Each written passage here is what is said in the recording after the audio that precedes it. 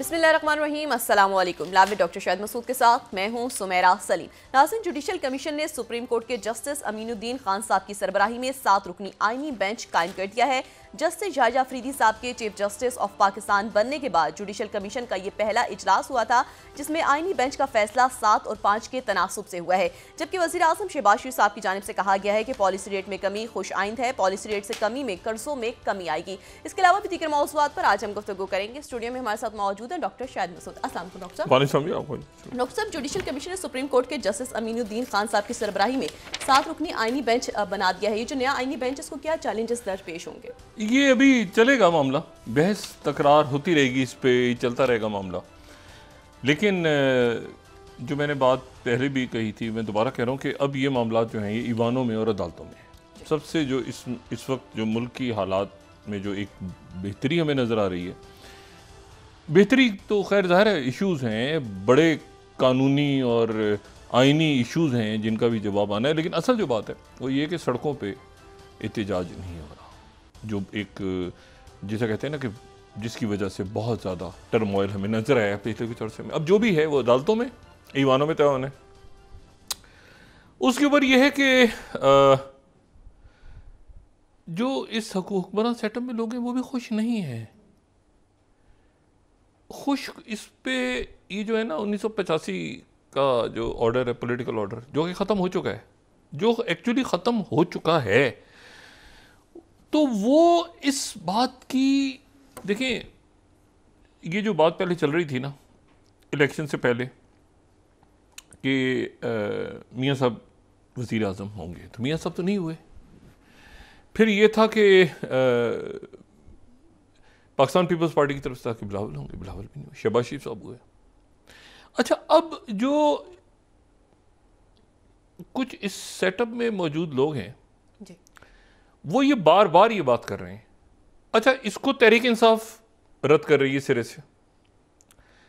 वो कह रहे हैं कि जी इनकी कोई डील हो रही है। वो कह रहे हैं सवाल ही पैदा नहीं होता हमारी डील किसी बात पे हो, हमारे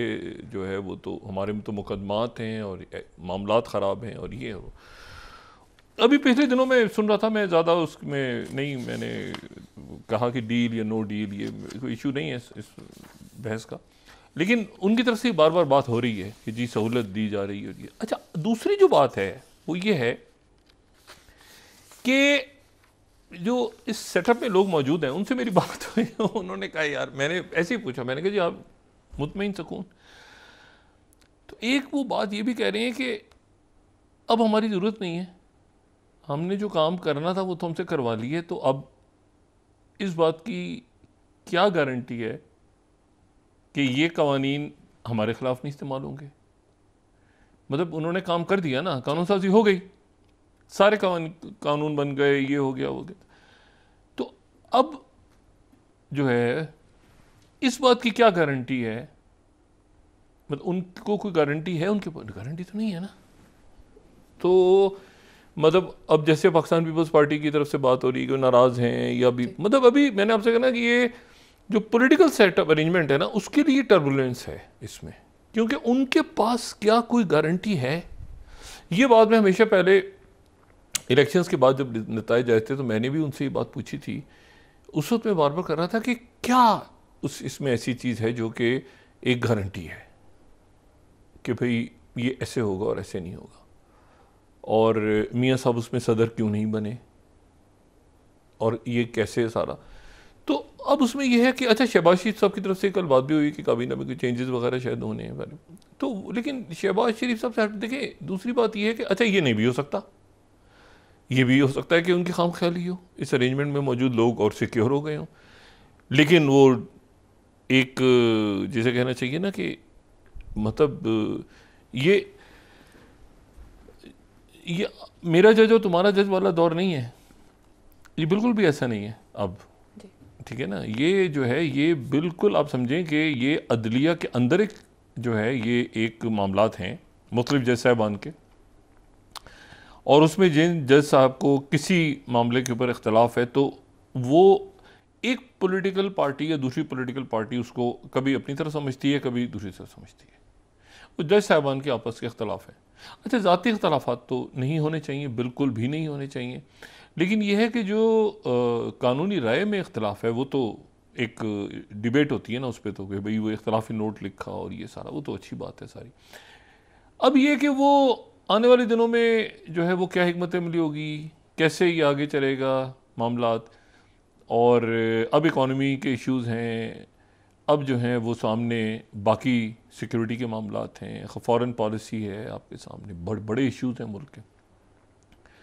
तो ये अगर तो वो शहबाज शरीफ साहब ने जो बात की है कि अगर तो ये काबीना को शायद वो उसमें वो उन्होंने कहा कि दोस्तों को आना चाहिए, ग़ालिबन पीपल्स पार्टी की तरफ इशारा था। पीपल्स पार्टी का मतलब है कि अभी मैंने आपसे कहा ना कि ये जो पॉलिटिकल हमारी एलीट है ना, उसके पास, ये मैं आपको बिल्कुल ये बात बता रहा हूँ कि उनसे मेरी बात हुई तो वो खुद भी परेशान है, क्योंकि 90 दिन वाला जो है ये तो आप देखें ना, ये तो नया वाला हो गया ना, उन्होंने बड़ी मुश्किलों से ख़त्म करवाया था ना 90 दिन, और ये सारा तो 90 दिन फिर इसमें जो है वो मौजूद है। तो वो एक उनके अंदर एक जो है वो परेशानी है, ठीक है। गाजनी तो खाई हुई है ना बहुत से लोगों ने। अच्छा, वो अक्रॉस द बोर्ड खाई हुई है, वैसे अक्रॉस द बोर्ड वो हर तरफ, इधर से इधर, उधर से, मैं हमेशा कहता हूँ ना, सूरजमुखी के फूल जिधर से सूरज चलते पीछे पीछे साथ साथ। तो असल बात ये है कि अकाउंटेबिलिटी होगी तो ये मुल्क की मईशत ठीक होगी, और मईशत के लिए ज़रूरी है कि पॉलिटिकल एक स्टेबिलिटी आ जाए। फैसले अदालतें, और अदालतें जो हैं वो उनके फैसलों पे अमल दरामद होगा। अब वो कौन से जज साहब किस बेंच में चले गए या क्या, मतलब मेरा तो कोई आईनी मामला नहीं है फ़िलहाल, ठीक है ना। मेरा तो मामला जो है मतलब आम पब्लिक का मामला, आईनी बेंच में जाना है या आईनी बेंच में नहीं जाना, मतलब ये तो मामलात मेरे ख्याल से उनके उसमें नहीं है। तो ये अब आईनी बेंच कैसे बनेंगे, कौन से जज साहब कहाँ पे होंगे, क्या, या तो इसमें एनर्जीज अपनी ज़ाया की जाएँ, या ये कि एक बिगर पिक्चर मतलब ये नहीं कह रहा कि ये इश्यूज इंपॉर्टेंट नहीं है या इनको डिस्कस नहीं करना चाहिए, लेकिन मैं कम से कम अपना जो थोड़ा बहुत जो रह गया दिमाग, उसको इन मामलों में बिल्कुल ख़राब नहीं करना चाह रहा कि किस बेंच में कौन से जज हैं, तो वो क्या राय रखते हैं, तो ये उनका फैसला पहले आया था लेकिन बाद में ऐसे आ गया था, फिर उससे पहले ऐसे आ गया था। तो ये सारे जज साहिबान काबिल एहतराम है, और ये अगर उनके अंदर कोई मामलात हैं तो वो खुद देखेंगे, और क्या कोई चैलेंज होती हैं, पिटीशन जाती हैं, फैसले होते हैं, क्या होता है ये भी देखते हैं आने वाले दिनों में। लेकिन ये है कि हुकूमत ने काम करवा लिया, लेकिन हुकूमत जो है उसने काम तो करवा लिया, लेकिन वो अब ये कह रहे हैं कि अब ये काम तो सारा हो गया ना हमारे हाथ से, तो अब हमारी हो सकता है कल ज़रूरत ना हो, और हो सकता है ज़रूरत हो अभी फ़िलहाल रहे, क्योंकि साथ साथ वो ये भी बात कर रहे हैं ना कि अली मीन गंडापुर के थ्रू, अली मीन गंडापुर कहते हैं, सवाल ही पैदा नहीं होता, कहने नहीं मामला उनके कहीं, मतलब ये बात गुजरा कर रहे हैं, मैं इसलिए आप दोहराना। तो ये बहरहाल एक ऐसे मामला, असल बात ये सड़कों के ऊपर घेराव जलाओ, बिजली गैस बिल्स, आपकी अकाउंटेबिलिटी अक्रॉस द बोर्ड, और आपकी खारजा पॉलिसी और सिक्योरिटी और सोशल अनरेस्ट ना पहले, ये हैं बुनियादी इशूज़। ये कैसे अब होते हैं, ये एक चैलेंज है रियासत के लिए, तमाम मुल्क के लिए चैलेंज है कि ये मामलात कैसे हम इससे गुजरते हैं। आज जनाब इस वक्त जो है वो धड़ाधड़ वोटिंग हो रही है, और वोटिंग जो है वो अमेरिकन इलेक्शंस के लिए वो वोटिंग जारी है, और वहाँ पर जो है अमेरिका में ये जो हमारा पिछले दौर में ये होता था ना कि वो हर शहर में, हर कस्बे में, हर देहात में, हर गांव मोहल्लों में वो फैसला जो है वक्त टाइम क्या हो रहा है, तो उसका वो फैसला ज़ाहिर है सूरज के हवाले से ही करते थे। जवाल का वक्त है, ठीक है ना, दोपहर मतलब सेपहर, ये सारा सूरज के हवाले से ही टाइमिंग को करते थे। लेकिन उसके बाद जब ये रेलवे और टेलीग्राफ और ये दुनिया ने थोड़ी सी आगे बढ़ी दुनिया, तो 1884 में फिर उसके बाद ये हुआ कि उन्होंने बाकायदा एक मीटिंग हुई, और वो मीटिंग जो है वाशिंगटन में हुई, एक कॉन्फ्रेंस, और उसमें उन्होंने ये तय किया कि 24 टाइम जोन्स होंगे दुनिया के, और जो है वो हर टाइम जोन जो है वो 15 लॉन्गिट्यूडनल, ये बात पहले भी डिस्कस कर चुके हैं, लेकिन ये वो उसके हवाले से वो टाइम जोन जो है वो दुनिया में होंगे। अच्छा, और ग्रीनविच का जो लंदन के मज़ाफ़ात में ही एक बड़ा खूबसूरत सा एक जगह है, वहाँ पे एक बहुत बड़ी सी ऑब्जर्वेटरी भी है, और ये सारे वहाँ पे, तो वहाँ से वो उन्होंने ज़ीरो जो है ग्रीनविच मीन टाइम, जिसको GMT कहते हैं, और उसको उस पर रखा, उसको एक पैमाना बनाया, और उसके बाद जो है वो 24 घंटों में गर्दिश मुकम्मल होती है। तो वहाँ से ज़ीरो करके और उसके बाद जो है, अब वो UTC भी एक सिस्टम है, दूसरा सिस्टम भी है, लेकिन मैं इसको चूँकि ज़्यादातर GMT का जिक्र हो रहा होता है, तो ये है कि मशरिक इस तरफ जाएं, अगर मशरिक में जाएं, अब सारा डिपेंड करता है कि किस तरफ, यानी अगर मिसाल के तौर पर हम पाकिस्तान में हैं तो मशरिक वस्ता के मुल्क जो हैं वो 2 घंटे पीछे, 4 घंटे पीछे, बरतानिया इतने घंटे पीछे, इसी तरह से चल रहा होता है ना, भारत इतने घंटे आगे, बांग्लादेश इतने घंटे आगे। अच्छा जी, वो मतलब ये इस तरह से हम पाकिस्तान में देख रहे होते हैं टाइम, इंडिया में भी ऐसे देख रहे होते हैं कि जी पाकिस्तान जो है वो इतनी देर पीछे है, बांग्लादेश इतनी देर आगे है, वो इसी तरह से पूरी दुनिया चल रही होती है। और फिर उसमें जो इंटरनेशनल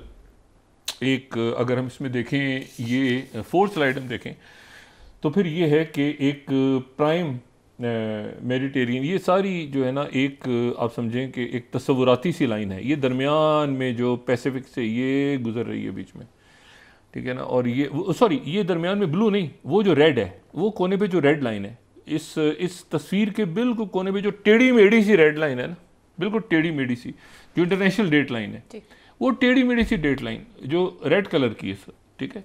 ये जो आपको नज़र आ रही है, ये ऊपर से ऐसे टर्न हुई और ऐसे करके जो है ना, नहीं अभी इसमें भी नज़र नहीं आ रही, वो ये कोने पे नहीं है, कोने पे, इसमें भी कोने पे है, ये जो रेड कलर की है ना, ऊपर से जो ब्लैक शुरू हो रही है और फिर अभी इसमें भी कोने पे है। माजरत हमारे पास ये जो कोने में है ना, ये जो एक रेड लाइन शुरू होती है फिर वो टेढ़ी हो जाती है, ये जो दरमियान में है ना, इसको तो छोड़ दें आप, मैं उसकी उस लाइन की बात कर रहा हूँ, ऐसे चलती है, ऐसे, वो इंटरनेशनल डेट लाइन है, ये तस्वुराती लाइन है। ये जो लाइन है ना, इस लाइन से हम इधर चले जाएं, अगर इस लाइन को इधर चले जाएं या इधर आ जाएं, तो पूरा एक दिन तब्दील हो जाता है। यानी हम जो अपना जो टाइम रखते हैं, तो उस टाइम को जो है हम ऐसे रखते हैं, ये वो लाइन है, ठीक है, इसको हम ऐसे रखते हैं कि जी हम अगर इस तरफ जा रहे हैं, इस तरफ जा रहे हैं, तो अब देखें ना, वो न्यू ईयर की तकारीब शुरू होती हैं, तो हम कहते हैं सबसे पहले वो न्यूजीलैंड में शुरू हुई, और उसके बाद यहाँ हुई, और उसके बाद हम यहाँ हुई, और उसके बाद वो आखिर में अमेरिका में जाके न्यू ईयर आते। लेकिन वो इसलिए होता है कि हमने तय किया हुआ है कि हमने टाइम को इस तरह लेके चलना है, यानी मशरिक से मगरिब की तरफ लेके चलना है, क्योंकि अगर हम इस लाइन के फ़ौरन उस तरफ चले जाएं तो हम एक दिन पूरा एक तारीख चेंज हो जाएगी, तो हम वो तारीख चेंज नहीं करते, वो घंटों के हिसाब से चलते चलते हम यूं ऐसे चलते हैं, ठीक है। अच्छा, अब तो इसीलिए वो जो लाइन है, ये जो तस्वुराती लाइन है, इसको जब क्रॉस करते हैं तो बड़ा अजीब सा वहाँ से सिलसिला होता है। यानी अगर आप मिसाल के तौर पे, अगर आप चाइना से, यानी चाइना के बिल्कुल सामने अमेरिका है, बज़ाहिर हमें लगता है कि वो चाइना है, वो अमेरिका है, लेकिन चाइना के बिल्कुल उस तरफ जो है वो तो रशिया के बिल्कुल साथ ही अमेरिका है, अलास्का के साथ। लेकिन हम बात करते हैं वो पता नहीं रशिया कितनी दूर है अमेरिका से, हालांकि बिल्कुल साथ बॉर्डर, वो बिल्कुल आप यहाँ से देखें तो ये येलो कलर का अलास्का है और ये रशियन फेडरेशन रेड है, इनके दरमियान बिल्कुल इधर से खड़े होकर पत्थर फेंकें, चीख मारें तो उधर आवाज़ सुनी जाएगी, ये छींक मारें तो अल्हम्दुलिल्लाह की आवाज़ वहाँ से आएगी, ठीक है ना। तो बात ये है कि ये, अच्छा, अब ये बात मैं इसलिए कर रहा हूँ कि जो अमेरिका है, वहाँ पर ये समझ में आए बात हमें कि वहाँ पर जो रियासतें हैं या वहाँ पर जो टाइम जोन्स हैं वो 6 हैं, 6 टाइम जोन्स हैं, और ये उनके जो टाइम जोन्स हैं, ये Pacific, central, mountain, eastern, Alaska और हवाई। अच्छा, अलास्का और हवाई को मिला लें तो 6 हैं, और अगर वैसे हम देखें तो वो 4 उनके। तो अब होता ये है कि जो सबसे पहले वोटिंग है वो शुरू हो जाती है मशरिकी रियासतों पे, यानी जो ईस्टर्न कोस्ट पे जो रियासतें हैं वहाँ सबसे पहले वोटिंग शुरू हो जाती है और ख़त्म भी होती है। और पैसिफिक जो है, अच्छा फ़र्क मैक्सिमम 3 घंटे का है, यानी मैक्सिमम फ़र्क जो है वो ये है कि ईस्टर्न कोस्ट पे 5 बज रहे हैं, तो वहाँ जो मैक्सिमम जो वेस्टर्न कोस्ट पे यानी पूरे उसमें अगर देखें तो जो है वो अच्छा ये 6 हैं, लेकिन मैं थोड़ी सी करेक्शन इसमें ये कर दूं कि अगर वैसे हम अमेरिका का पूरे अमेरिका रियासत हाय मुत्तहिदा अमेरिका का टाइम जोन देखें तो 11 हैं, क्योंकि उसमें फिर वो गुआम के जज़ायर वज़ायर भी आ जाते हैं ना, उनको भी ऐड करते हैं, लेकिन हम अभी ये यूएसए की बात करें जहाँ, तो वो है। तो ईस्टर्न कोस्ट पे पहले स्टार्ट हुई पोलिंग और पहले ख़त्म हो गई, और जो वेस्टर्न कोस्ट है वहाँ देर से शुरू हुई और देर से ख़त्म हुई। तो वहाँ से जो नताइज आ रहे होते हैं, ईस्टर्न कोस्ट से नताइज आ रहे होते हैं, उनका असर जो है वो वहाँ पड़ता है, यानी जो मगरिबी कोस्ट पे रियासतें हैं वहाँ पे उनका असर पड़ेगा, ठीक है। तो ये बात जो है, तो अच्छा वो जीत रहा है वहाँ, वो जीत गया, यहाँ भी वोट कास्ट हो रहे हैं, तो वहाँ से आना शुरू हो जाते हैं कि अच्छा जी। तो बहरहाल अभी तक ये है, अभी तक सूरत हाल कि जब हम ये बात गुफ्तगू कर रहे हैं तो पोलिंग हो रही है, और पोलिंग जो है भी ख़त्म होगी, और कल तक कोई क्लैरिटी आएगी कि वो उसमें रात को ही ऐलान हो जाता है या दिन में ऐलान होता है सुबह तक, या ये है कि ये ऐलान ताख़ीर से होता है, कितने दिन बाद होता है, कैसे होता है। लेकिन ये कि मैंने आपसे कहा ना कि ये पोलिंग जो है वो वहाँ देर से ख़त्म होगी पैसिफिक पे, और बैटल ग्राउंड जो हैं वो बैटल ग्राउंड कुछ इधर हैं, कुछ ज़्यादातर ईस्टर्न कोस्ट पे हैं, ज़्यादातर इधर हैं, यानी जो ईस्टर्न कोस्ट है उनका। और जो वेस्टर्न कोस्ट है, ईस्टर्न कोस्ट वो है जो कि अटलांटिक के साथ है, जो बहरे ओकेनियस के साथ है, और वेस्टर्न कोस्ट वो है जो कि उनका पैसिफिक ओशन के साथ है। और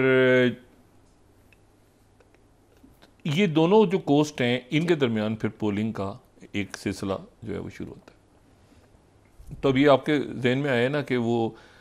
ईस्टर्न टाइम और जो है पैसिफिक टाइम और ये सारा, तो ये जहन में रखें कि ये जो सेंट्रल, ईस्टर्न और सेंट्रल अमूमन साथ ही होता है, तो ज़्यादातर ईस्टर्न टाइम या वेस्टर्न टाइम ज़्यादा इस तरह से बात हो रही होती है, पैसिफिक टाइम। अब यह है कि इसमें आखिर वक्त तक, बिल्कुल आखिर तक तल्ख गुफ्तगू, इल्ज़ामात, सारी बात, और बिल्कुल ऐसे वही जो बात मैं एक अरसे से कह रहा हूँ कि बिल्कुल ऐसे है कि ट्रंप या कमला हैरिस, यानी बिल्कुल ये टाई पड़ा हुआ है इस वक्त। अभी मैं वो बात नहीं करना चाह रहा कि इलेक्शन टाई हो गया तो क्या होगा, उस पर कल बात करेंगे। टाई हो गया तो क्या कहानी होगी, टाई पड़ गया तो फिर क्या होगा ठीक, ये भी इम्कान आते हैं, कल बात करेंगे। मेरा ख्याल है अभी तो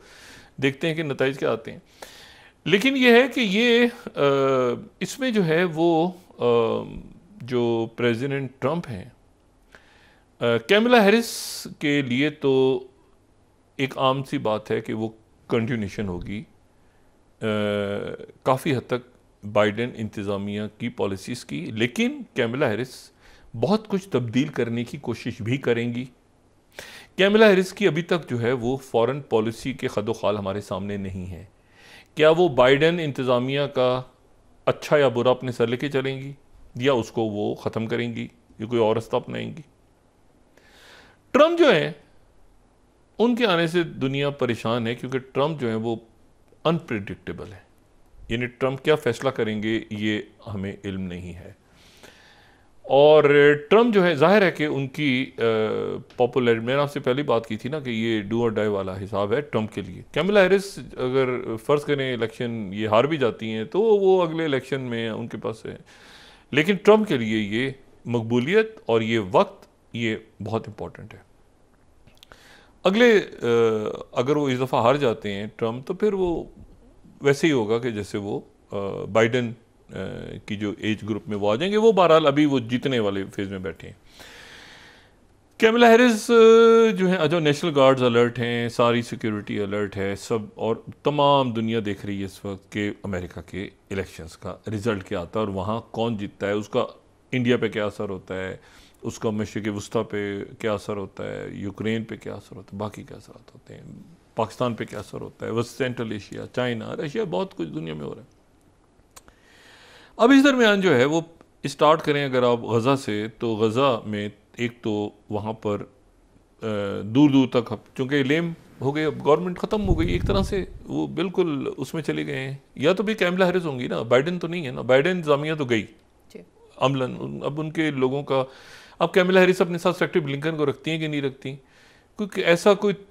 उन्होंने तीर तो नहीं मारे ना सेक्रेटरी ब्लिंकन ने कि जिसकी वजह से उनको रखा जाए। हो सकता है कंटिन्यू करें, हो सकता है ना करें। कैमला हैरिस के जहन में कोई और अपना सेक्रेटरी हो, अगर वो जीत जाती हैं। ट्रम्प के तो 100% जहन में कोई और लोग होंगे, और लोग लॉबी भी कर रहे होंगे उनके आसपास। सेक्रेटरी फॉरेन सेक्रेटरी स्टेट किसने बनना है, डिफेंस सेक्रेटरी किसने बनना है, वो रिजल्ट होते ही फॉरेन शुरू हो जाएगा, नाम आने शुरू हो जाएंगे कि वो मिले, मुलाकात हुई। अगर ट्रम्प जीत जाते हैं, कैमला हैरिस जीत जाती हैं, तो भी नाम शुरू हो जाएंगे फौरी तौर पे कि वो कंटिन्यू किसको करना चाह रही हैं, किसको नहीं करना चाह रही हैं, क्या। क्योंकि उनके फौरी तौर पर कैमला हैरिस जो है वो अपनी एक मतलब वो चाहेंगी कि मैं किसी तरह से ये बाइडेन इंतज़ामिया की छाप अपने ऊपर लेके ना चलूँ, क्योंकि बाइडेन इंतज़ामिया की छाप कोई अच्छी छाप नहीं है, मतलब बहुत ही बुरी छाप है। मतलब बाइडेन इंतज़ामिया की छाप जो है वो बहुत ही बुरी है। कांग्रेस के लिए भी मुकाबला हो रहा है कि कांग्रेस के अंदर क्या होगा। रिपब्लिकन्स जो है वो एक हाउस को छीन सकते हैं, डेमोक्रेट जो है दूसरे हाउस को छीन सकते हैं, उनका भी वोट साथ साथ पड़ रहा है। तो वो ये 2026 तक वो जो है हाउस और सेनेट के अंदर भी जो है वो अपसेट हो सकते हैं मामला वहाँ पर। तो अमेरिका का इलेक्शन ये इंपॉर्टेंट। अच्छा, इसमें अब स्टार्ट करेंगे वाक़यात क्या हो रहे हैं। एक तो ये कि वहाँ पर जंग हो रही है, जारी है, लेकिन उसके साथ ही उसमें कोशिश ये हो रही है, क्योंकि ये सबको इल्म है कि ट्रंप ने कहा हुआ है कि ये मेरे ऑफिस में आने से पहले पहले जंग ख़त्म करवाओ। ये नेतन्याहू को कहा हुआ है। नेतन्याहू जो है वो बड़ा ईजी है ट्रंप के साथ, लेकिन उसके साथ ही वो बहुत ज़्यादा इजी भी शायद नहीं है, क्योंकि उसकी वजह ये है कि कहीं ना कहीं तो इस मामले को हल होना है। और ये जो मैं आपको बताऊं, ये जो मशरिक़ वुस्ता या इसका जो अगर आप देखें ना, हिस्ट्री तारीख उठा लें आप, चाहे बरतानवी राज से शुरू करें, चाहे आप इसको उससे पहले ले जाएं, चाहे आप इसको ले जाएं ऑटोमन्स के दौर में, चाहे आप इसको ले जाएं अमेरिका का जो यहाँ पे ये जो मुल्क है ना, इन मुल्कों की डायनेमिक्स बड़ी मुख्तलिफ हैं। मतलब यहाँ पे प्रेसिडेंट बुश हों या ओबामा हों या ट्रंप हों या जो है वो कैनेडी हों या कोई भी, इन मुल्कों की अपनी डायनेमिक्स हैं। मतलब आप ये तो बात कर सकते हैं कि जी फिलिपीन के क्या पॉलिसी होगी, ये इंडोनेशिया की क्या पॉलिसी होगी, ठीक है ना। या आप बात कर सकते हैं, आप कह सकते हैं कि जी ये जो है ये मलेशिया की क्या पॉलिसी होगी फलानी जगह पे, या पाकिस्तान की बात कर सकते हैं, या इंडिया की बात भी कर। मशरिक़ वुस्ता की जो डायनेमिक्स है ना इन ममालिक की, वो खुद ब खुद वाक़यात वो पेचीदा से पेचीदा तर हो जाते हैं। मतलब वो ऐसे है नहीं कि मैं ये कहूँ या कोई भी बैठ के सोचे कि आज से 4 महीने के बाद मशरिक़ वुस्ता कैसा हो सकता है। मतलब हम एक वॉर गेमिंग कर सकते हैं, कोई साउथ चाइना सी की, हम कर सकते हैं कोई ईस्ट चाइना सी की, हम इवन यूक्रेन की वॉर गेमिंग भी कर सकते हैं कि भाई यूक्रेन में ये पॉसिबिलिटीज़ हो सकती हैं, ऐसे हो सकता है, ऐसे हो सकता है। लेकिन यहाँ की पॉसिबिलिटीज़ आपको नहीं पता बिल्कुल, और उसको रखना भी नहीं, उसको जहन में भी लाना चाहिए, क्योंकि वो किसी भी वक्त कोई भी इवेंट हुतीज़ क्या, मतलब इतने सारे उसमें फैक्टर्स हैं। और ये आज की बात मैं नहीं कर रहा, ये हमेशा से तारीखी तौर पर कि उसमें जो भी प्रेसिडेंट हो या अमेरिका का, तो वो पॉलिसी एक होती है, वो आगे जाके किसी और पे चली जाती है, फिर वापस आती है, फिर कहीं और पे चली जाती है, फिर वो इराक में ऐसे होगा, फिर वो। और ये मैं बात अभी प्रेसिडेंट बुश के दौर की नहीं कर रहा, इससे पहले भी ऐसे ही है। आप अगर इससे पहले चले जाएं तो भी यहाँ पर ऐसे ही, आप अगर कोल्ड वॉर के दौर में चले जाएं तो भी आपको ये मशरिक़ वुस्ता के अंदर जो है वो ब्लॉक्स बनते नज़र आ रहे हैं। फिर उसके बाद वो जब एक ताकत रह गई तो भी उसके नतीजे में यहाँ पर सुकून तो नहीं आया ना। जब चाइना या रशिया नहीं था तो फिर वॉर ऑन टेरर शुरू हो गई। तो एक अजीब से यहाँ पर एक यहाँ की अलग डायनेमिक्स हैं। तो उन डायनेमिक्स को ट्रंप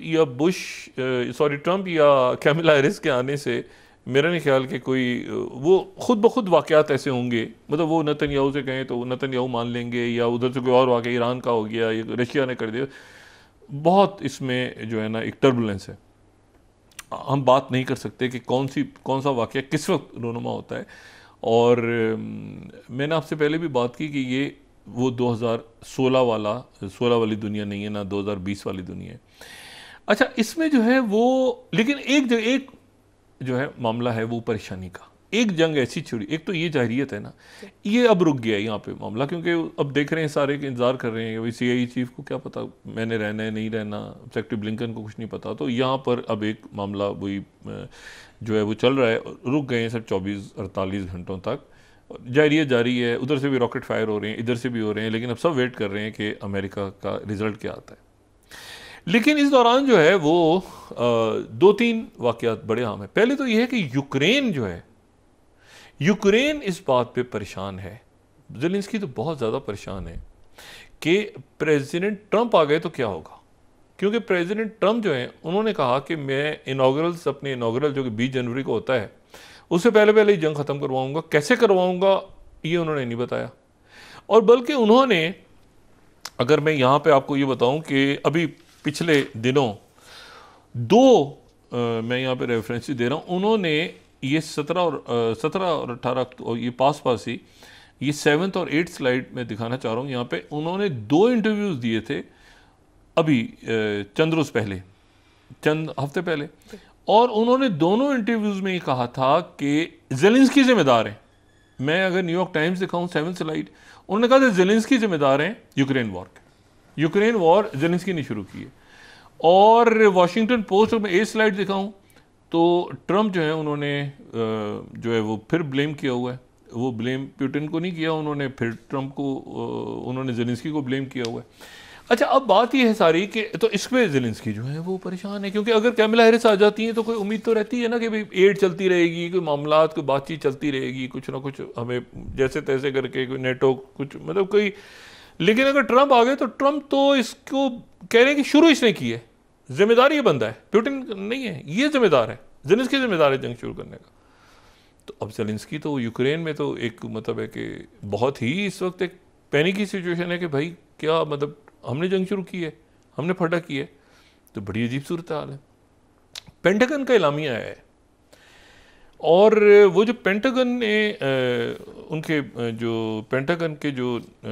तर्जुमान हैं उन्होंने जो बात की है, उन्होंने इस 6 स्लाइड में उन्हीं की एग्जैक्ट पेंटागन का US डिपार्टमेंट डिफेंस को मैं कोट कर देता हूँ, वो कह रहे हैं 10,000 नॉर्थ कोरिया की ट्रूप जो हैं वो कर्स्क ओब्लास्ट में हैं, 10,000, ठीक है। और ये 6 स्लाइड है पेंटागन का, वो ये कह रहे हैं कि 11,000 तो रशिया में हैं, उसमें से 10,000 जो हैं ये कर्स्क पे मौजूद हैं, यानी बिल्कुल बैटलफील्ड पे। और साथ ही पेंटागन का कहना है अगर नॉर्थ कोरिया की ट्रूप्स कम्बैट में शामिल हो गई तो वो लेजिटिमेट टारगेट्स होंगे,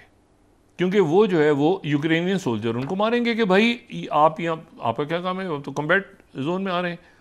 नॉर्थ कोरियंस, तो आप लेजिटिमेट टारगेट्स होंगे। अच्छा, अब यहाँ पर जो इशू है वो ये बड़ा एक अजीब सा मामला है। अच्छा, हाउस,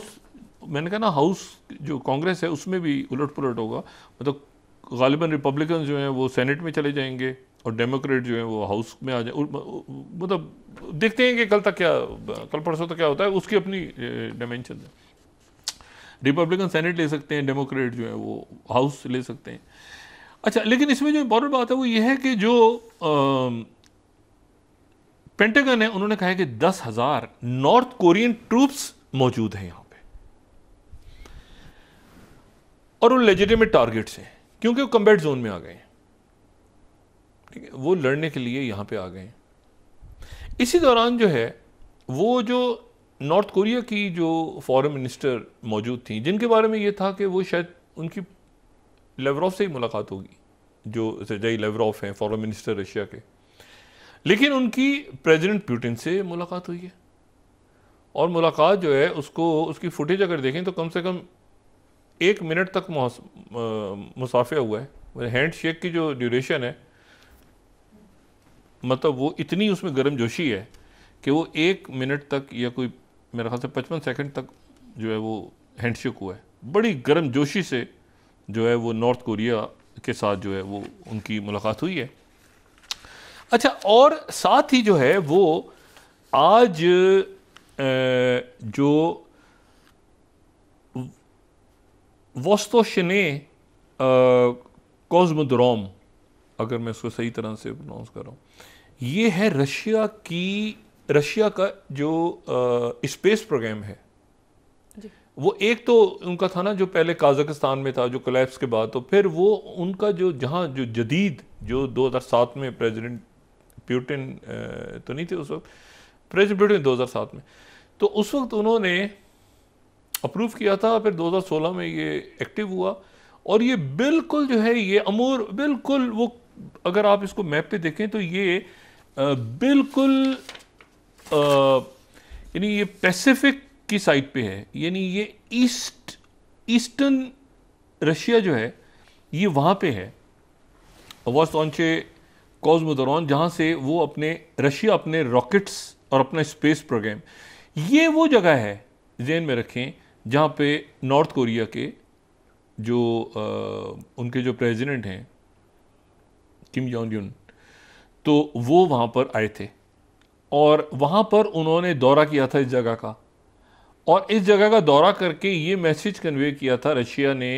ये प्रेसिडेंट प्यूटिन, और उन्होंने पूरा उस न्यूक्लियर जहाँ से आप समझें कि जहाँ के रॉकेट्स जाते हैं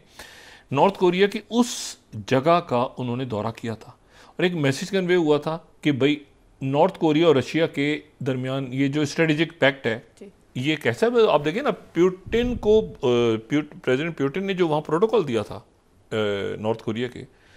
प्रेसिडेंट को, उसके बाद ही ये सारी पिक्चर तब्दील हुई। तो वो जो जगह है उसको मैं जिक्र इसलिए आज कर रहा हूँ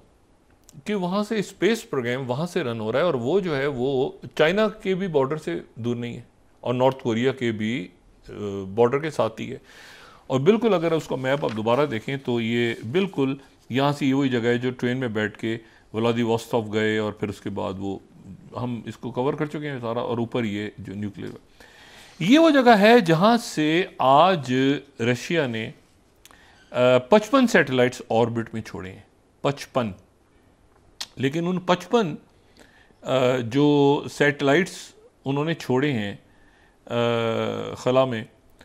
तो उन 55 में से 2 ईरान के भी थे, यानी जो रशियन स्पेस स्टेशन है वहाँ से उन्होंने 2 जो है वो खला में ईरान के भी जो है वो, ठीक है, ये राइटर्स हम कोट कर देते हैं। तो ये सियोज रॉकेट है, 17 slides, Soyuz rocket dozens of satellites including 2 from Iran, वो जो कल मैंने बात की थी। तो ईरान के रॉकेट्स को उन्होंने वहाँ से जो है वो रशियन सॉइल से वहाँ से उन्होंने किया। अच्छा, एक तो ये बात ये हो गई। दूसरी बात ये है कि जो पोलैंड है, पोलैंड को मैं वक्फे जाने से पहले पोलैंड ने बंदे अरेस्ट किए हैं उनकी सिक्योरिटी फोर्सेस ने, और वो उनके बारे में ये बात हो रही है कि जी उन्होंने कुछ अर्सा पहले जो है वो बॉम्ब्स DHL की जो कार्गो सर्विस है उसमें कोई एक्सप्लोजिव्स जिसमें फायर वगैरह के, वो जो है वो रशिया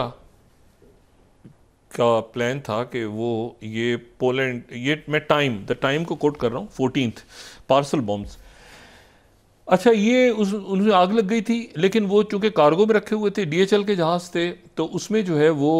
उसके बाद वो उसमें 4 लोग अरेस्ट हुए, ठीक है ना, ये बर्मिंघम और बाकी जगहों पे, और अरेस्ट होने के बाद उन्होंने कहा रशिया। अच्छा, ये ज़हन में रखें कि जो MI5 है, MI5 के जो चीफ हैं वो भी कह चुके हैं कुछ अर्सा पहले, MI6 नहीं MI5 जो इंटरनल, ये मैं फिर फाइनेंशियल टाइम्स को कोट कर रहा हूँ 15th, कि वो ये कहते हैं कि रशियन स्पाइस जो हैं वो ब्रिटिश स्ट्रीट्स के ऊपर एक जो होता है ना फटे करने का सोच रहे हैं, और ईरान भी ये उनका इल्ज़ाम है, ईरान भी है, रशिया भी है, ये सारे हैं, और MI5 जो है मुकम्मल प्रिपेयर्ड है कि ये किसी भी इस किस्म का अगर कोई इश्यूज खड़े होते हैं हमारी सॉइल पे तो हम उसको काउंटर करें। अच्छा, अभी तक जो है वो रशिया इलेक्शंस में अभी तक कोई रशिया का जिक्र नहीं आया, यानी कि रशिया कोई एक होता है ना कि कोई उनका मीडिया खुद ही, क्योंकि इतना क्लोज है ना वहाँ पे, वो तो मतलब ऐसा अभी तक कहीं क्लेम नहीं हुआ कि रशियन इंटरफेरेंस कोई इस इलेक्शन में इलेक्टोरल प्रोसेस में हो रही है, जो कि पहले हिलरी क्लिंटन का और हमेशा से कहा जी कि प्यूटिन ने इनको जिताना है, लेकिन अभी तक ऐसा कोई इल्ज़ाम जो है वो डेमोक्रेट्स की तरफ से या रिपब्लिकन्स की तरफ से कोई इशारा भी ऐसा नहीं मिला, तो अभी तक जो है वो वहाँ पे मुकम्मल तौर पे अमन व अमान की सूरत हाल है जी नताइज आने तक। जी नाज़रीन वापस आते हैं गैर एक छोटे से सरकारी गैर हतमी नताइज। जी नाज़रीन वापस आते हैं एक छोटे से ब्रेक के बाद।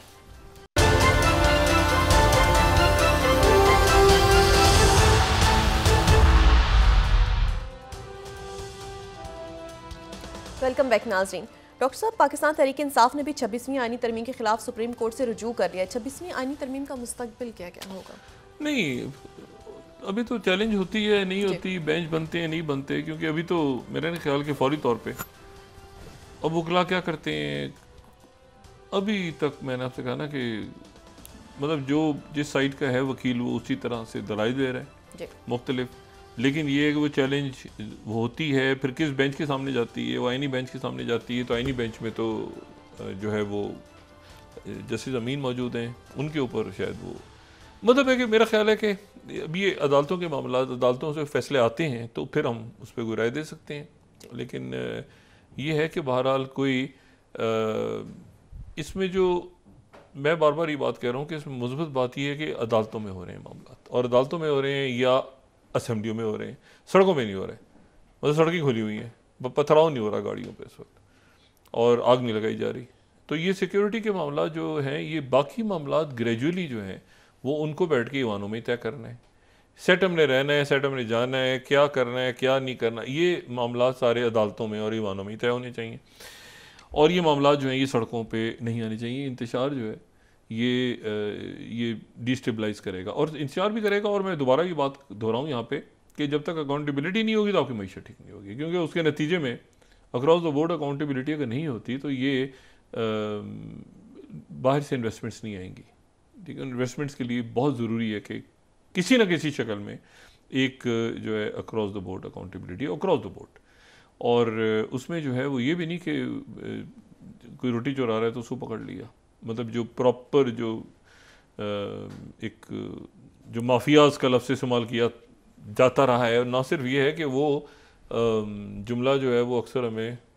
हमारे जो इकोनॉमिस्ट हैं वो भी कहते हैं, बल्कि हमारी मिलिट्री इस्टेब्लिशमेंट की तरफ से भी ये लफ्ज़ इसमें DGI पे आने की तो माफियाज का लफ्ज़ इसमें। तो माफियाज जो हैं ये कौन है? तो माफियाज जो हैं वो तो हर जगह घेरा डाले, वही दोबारा हर एक को बताए, दोहराने की जरूरत है। दोबारा अब इसमें यह है कि एक तो ये सिग्नल आज गया ईरान की तरफ से, दूसरा यह है कि वो जो मामला था कि ईरान पे इसराइल ने अटैक करना है और ईरान ने जवाबी अटैक करना है। उनके वज़ीर ख़ारजा आज पाकिस्तान में मौजूद थे, बाकी मुल्कों का भी उन्होंने दौरा किया है,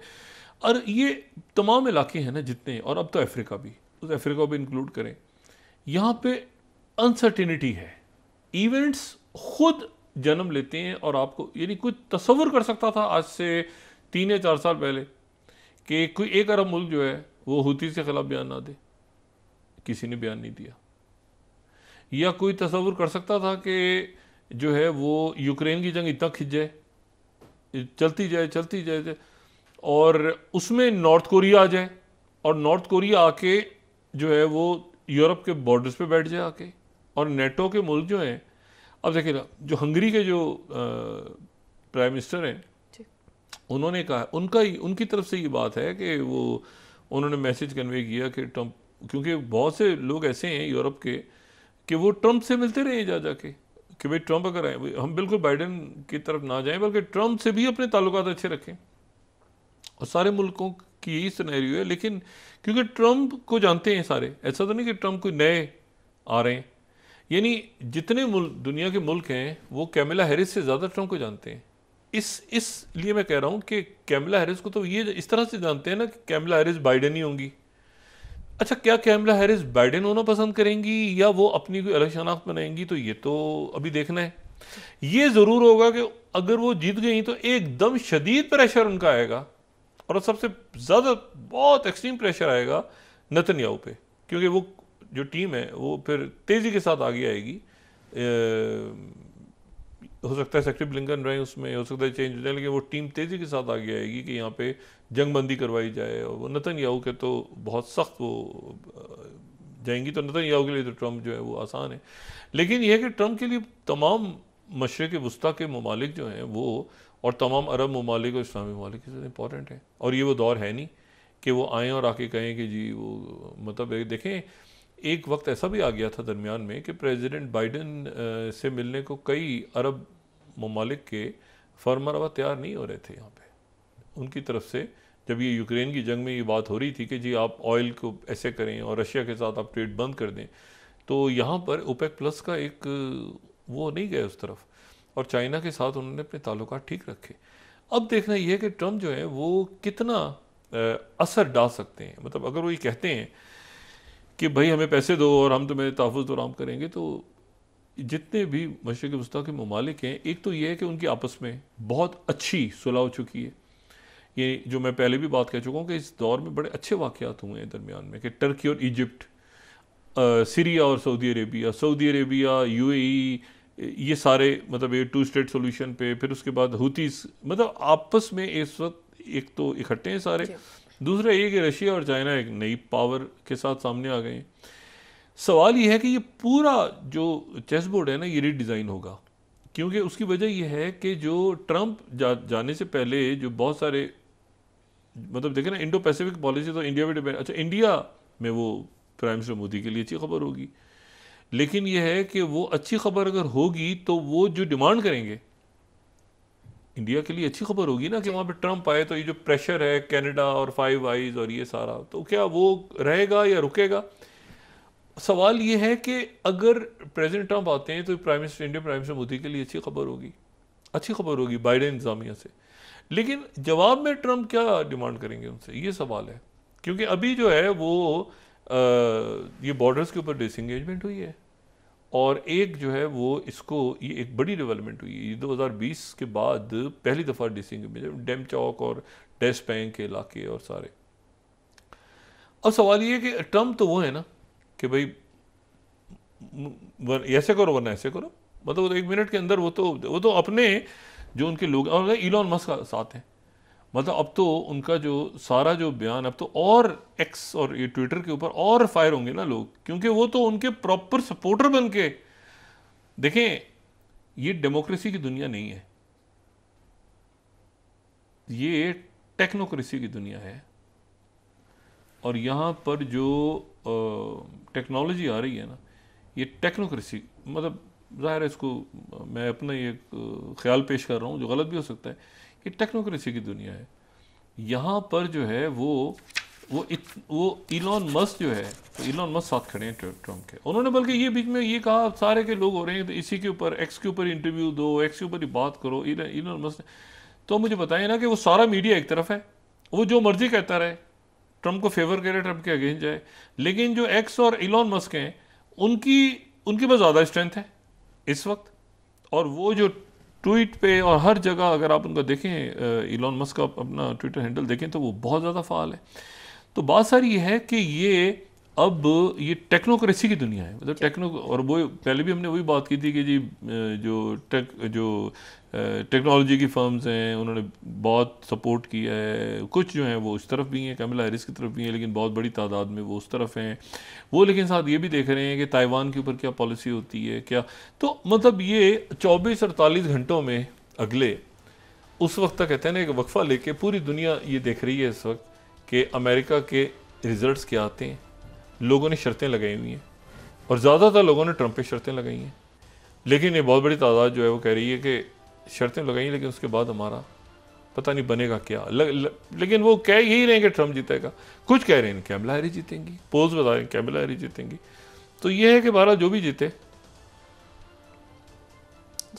उस दिन नाल,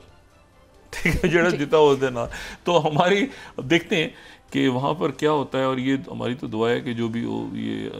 खैर से हो जाए, ट्रांसफ़र ऑफ पावर वहाँ पर भी हो जाए, दुनिया पे भी अच्छा असर पड़े उसका, और ये जो जाहिरियत जारी है ये ख़त्म हो जल्दी, और जंगे वंगे और ये सारे मामला को किसी तरह ट्रंप इसको लपेटें। क्योंकि ट्रंप बात की ना कि वो, मैंने पहले भी कहा था कि वो हैं एंटी वॉर, लेकिन वॉर का प्रॉफिट वो ज़रूर लेंगे बीच में। अच्छा जी, हम तुम्हें चीन से बचा रहे हैं, अच्छा हम तुम्हें इससे बचा रहे हैं, अच्छा रशिया से बचा रहे हैं,